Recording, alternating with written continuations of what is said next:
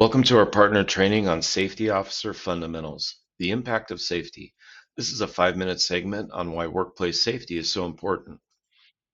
Our agenda with this segment of partner training includes OSHA and the OSH Act. We'll review where workplace safety requirements originated and how they're enforced. Fundamental OSHA requirements will outline the basic requirements of employers to provide a safe workplace.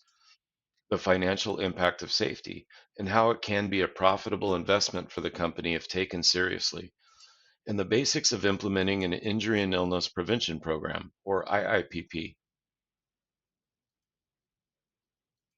The OSH Act of 1970 is the primary law requiring workplace safety.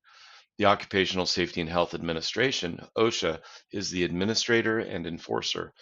The OSH Act aims to reduce workplace hazards and implement health and safety programs for employers and employees.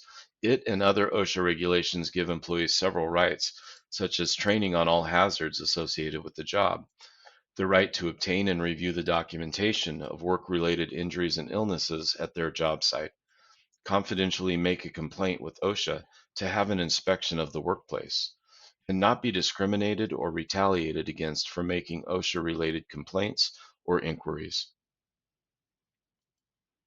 Let's review the fundamental OSHA requirements. All employers must develop and implement a written injury and illness prevention program, which details how the company keeps employees safe. And that's just the beginning. The employer must identify and document each hazard in the workplace and develop safe practices for addressing them so employees can be properly trained. Develop written programs applicable to their operation. There are many other required written programs most employers are subject to develop. Here are a few examples of required written programs. Again, all employers must at least have an injury and illness prevention program, which is the overarching program that defines the steps the employer takes to protect their employees. OSHA provides explicit requirements for the content in this program, as well as many others as they apply to the employer's operation. Where OSHA has no requirement for a specific written program, the employer is required under the General Duty Clause to address those hazards and how to avoid them through a code of safe practices. Employer's Guardian works with your company to identify which programs are needed and then customize them to your company's exact specifications for compliance and injury prevention. Let's talk a little bit about the financial impact of safety. Your safety program can be a profit center or a financial burden. OSHA has the authority to write citations exceeding $100,000 per violation. These are serious violations that expose employees to serious injuries or worse. OSHA writes citations 96% of the time. No matter how good your safety program is, hundreds of OSHA regulations can be violated in most non-office type workplaces. Showing good faith can reduce fines by as much as 70%. To do that, you must have a well-documented safety program. The financial impact of safety reaches far beyond compliance. Workers' comp insurance is often the second largest employer expense after payroll. Most employers must maintain this insurance, which covers the expenses related to the employee's injury. Injury claims drive the rates up. Workers' comp rates are factored against the employer's experience modification rate, or XMOD. An XMOD adjusts an employer's premium up or down based on the number and expense of claims the employer has in relation to their size and their industry's performance.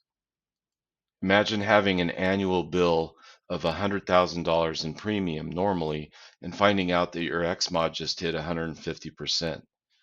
On the contrary, how nice would it be to cut that bill in half by preventing employee injuries? Injuries drive employee morale and productivity down. Injuries not only hurt the employee, but also the coworkers who need to fill the void of their absence. Increased injury rates are proven to affect employee morale and their perception of the company. This is known as an indirect cost that is difficult to calculate, but very real. Let's review the components of an injury and illness prevention program. It must have a commitment and responsibility defined. This is a statement from the company about their commitment to safety and who's responsible for the program's success. Employee training on all known hazards. Each work area must be identified and the hazards in that area must be addressed through procedures and training. Document the identification and control of unsafe conditions. Each work area must be routinely inspected to identify hazards or compliance concerns and document what was done to correct them. Document accident injury investigations. This means capturing the details of why the injury happened and corrective measures to prevent it from happening again.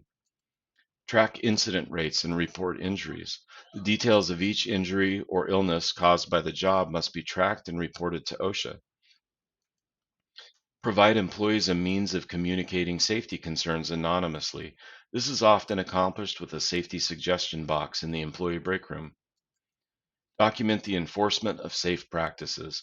This means including the employee's safety performance in their review and documenting discipline for employees when they don't follow safe practices. Remembering and mastering all the information in this training takes time and practice. Our knowledge base has a wealth of information, including the processes and forms for implementation of your health and safety plan.